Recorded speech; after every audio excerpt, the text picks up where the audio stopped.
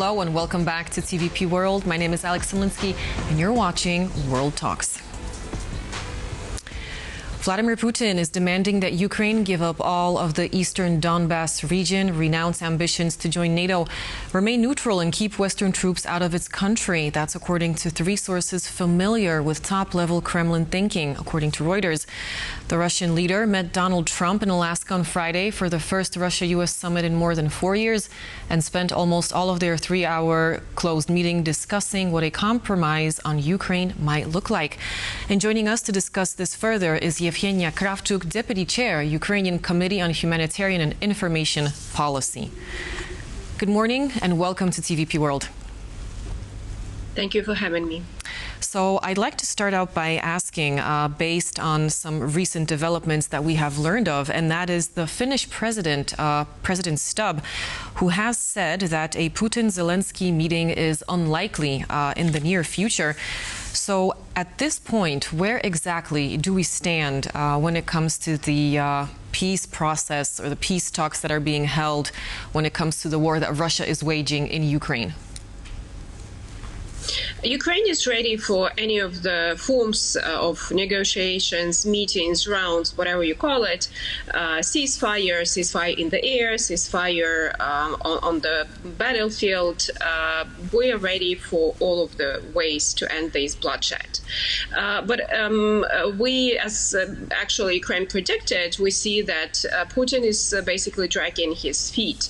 Now we see Lavrov saying something that you have to at first to make more high-level meetings with, on the governmental level or whatever they call it. President Zelenskyy was ready to meet Putin in Turkey a few months ago. Well, as we remember, Putin never came, but he sent a low-level delegation that could never ever have any mandate, rather than for the swap of the prisoners of war. So we hope that President Trump will be putting some more pressure. Ukraine obviously is not a problem. The only problem lies in Kremlin. Now, based on what you just said, you also mentioned that Putin is dragging his feet. I also wanted to ask, because in one of our reports this morning, we had a civilian from Lviv who said, and I quote, that Putin is to be believed is ridiculous. What is the mood among Ukrainians in the country as all of this is happening? Tomorrow is the Independence Day, and now officially, in Ukrainian legislation, we call this war the war on independence. So, well, obviously, no one in Ukraine that cannot sleep because of the missiles flying over the head or the buzzing of the shaheds will ever believe Putin or anyone from Kremlin. And as we remember as well, in 1994, when the Budapest Memorandum was signed, when Ukraine gave up one of the biggest arsenal of nukes, of nuclear weapons, Russia was co-signature, and actually a guarantor of Ukrainian sovereignty and territorial integrity. And, obviously we see that Russia is a violator. So only partners from the Western countries could be, we can believe, for example, in the security guarantees, actually having Ukraine as part of security on European continent. In a second, I'm going to ask you about those security guarantees, but I wanted to ask you, we heard President Zelenskyy, who today, as Ukraine celebrates National Flag Day, said that Ukraine will not cede territory. Could you also tell our viewers a bit more about this National Flag Day that is being celebrated? Yes, today is the National Flag Day, and it's the eve of the Independence Day. And now, this flag is on the Ukrainian, tanks, and on Ukraine, every, soldier has this flag, blue and yellow. But also people on the occupied territories. Do you know how they keep these flags? They put them into the glass jars and they dig them into the soil. So the flag would not be spoiled spoiled, but they keep this connection to Ukraine. And obviously about the whatever concessions or the territorial question, it's probably easy to say that another country has to give territories together with people, basically putting these people in totalitarian state, rather thinking, would you give up, I don't know, Belostok or Lodz or Krakow, or would you give up, as leaders of Western countries said, would President Trump give up Florida or give up Alaska, that was at some point the property or the territory of the Russian Empire? And besides this territory of Donbass that Putin is talking about, he could not conquer in 11 years because the war had started in 2014. Kremlin wanted to take over the eastern provinces. Didn't succeed. He would need at least 4 more years to occupy this territory if they would, occupy in this speed they're doing right now. But also this part of the Donetsk region is basically a big agglomeration, but also a perfect springboard to occupy Kharkiv, Sumy, and other territories around. Now, let's for a second go back to the security guarantees that you mentioned a second ago. It was on Friday that NATO Chief Mark Rutte said that robust security guarantees would need to be put in place in order to make sure that Russia respects any future ceasefire agreement. How does Ukraine see these kind of measures, and what measures would it like to see put in place? Well, first of all, for Ukraine, the biggest security guarantee is big and well-equipped Ukrainian army. And also it's part of security of Europe because, Ukraine will be always a stronghold of civilized world. This wall from the Russian territory.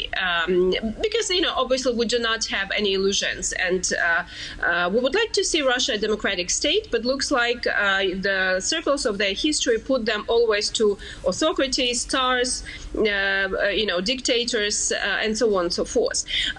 Look at Belarus. Belarus is ally, vassal, whatever you call it, of Russia. And Belarus was used as a base as a springboard to attack Ukraine. So obviously the sovereign, strong Ukraine is absolute necessity for Europe not to be in danger. So first, strong, big, well-equipped with modern Western weapons Ukrainian army. But also we would need some support, for example, it could be from the air. Imagine in 5 years, if the missile flies to Kyiv or to Lviv, what will happen? Who will help to intercept those missiles? Look, when missiles are going to Israel, it's not just Israel is intercepting them, and Israel, by the way, is not part of NATO. So we can find these forms of security guarantees. And it's very important that in this 5% of expenditure of GDP on NATO, all of the member states, you can include, each country can include actually the military aid to Ukraine as the common security strategy and architecture of Europe. Now, Yevheniia, I wanted to ask you, since you're on the Committee on Humanitarian, the Committee on Humanitarian and Information Policy, we've also learned today that it's more than 1.1 million Ukrainian civilians, that's including 84,000 children, that they're in need of evacuation from the territories that you mentioned, from Donetsk and the Dnipropetrovsk regions of eastern Ukraine. Can you tell our viewers a bit more about the humanitarian situation in these territories?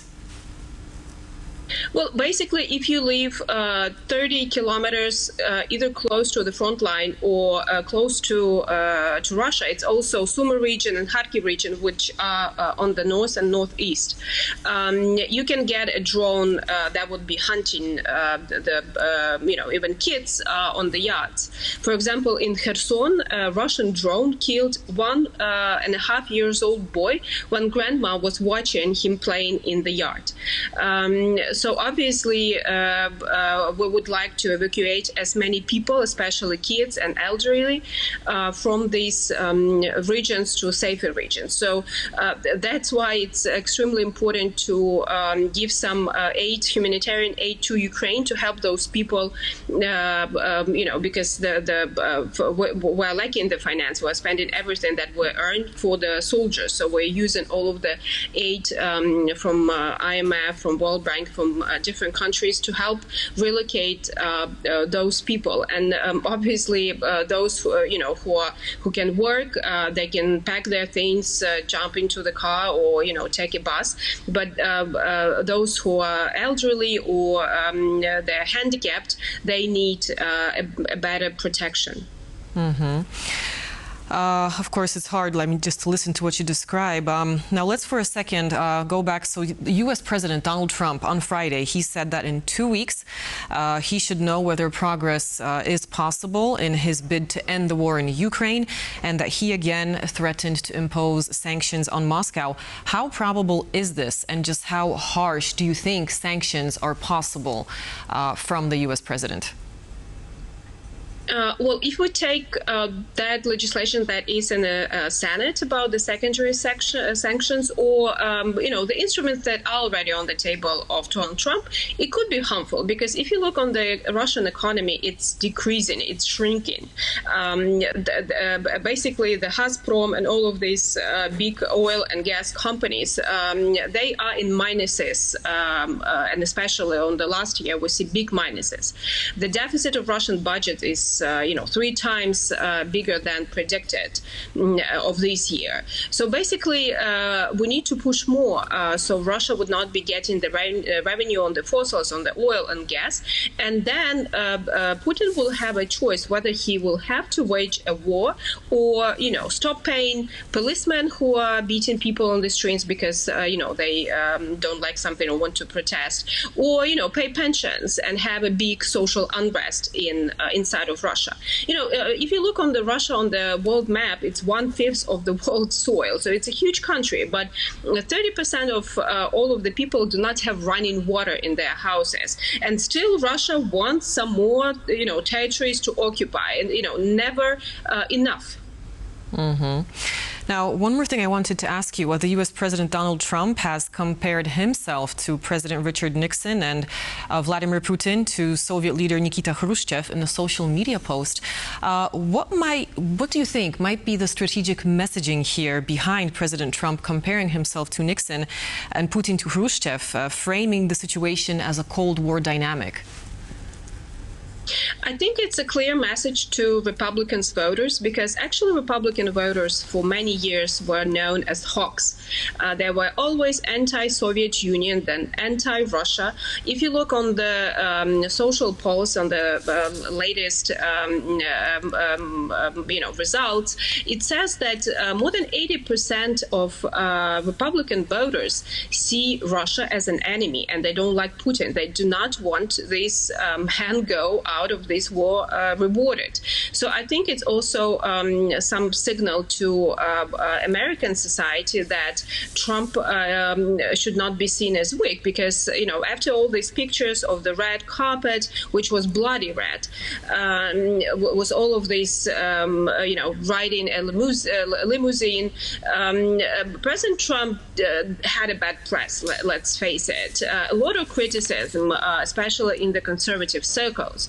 So basically, it's the signal saying that United States was victorious in the Cold War, USSR collapsed, and that could be the case, and United States is as strong as always. Mm-hmm. So would you say, do you think, very quickly at the end, this kind of rhetorical strategy, does it risk escalating tensions between the U.S. and Russia, or might it serve as a signal of deterrence? It's hard to comment the relations between two countries, but obviously United States is partners with countries on European continent, with Australia, with New Zealand, with Canada, despite all of the differences. They actually signed now with Europe this tariff agreement, with Great Britain, and Russia was always an enemy. You cannot just blink and then voila, you have a friend. Russia is not friend of United States, and I think at the end of the day, we'll have a strong partnership among the like-minded countries, and Russia will be left with North Korea, Iran, Eritrea, with which they belong to. All right, Yevheniia Kravchuk, Deputy Chair, Ukrainian Committee on Humanitarian and Information Policy. Thank you very much for joining us here on TVP World this morning, and a beautiful National Flag Day to you. Thank you.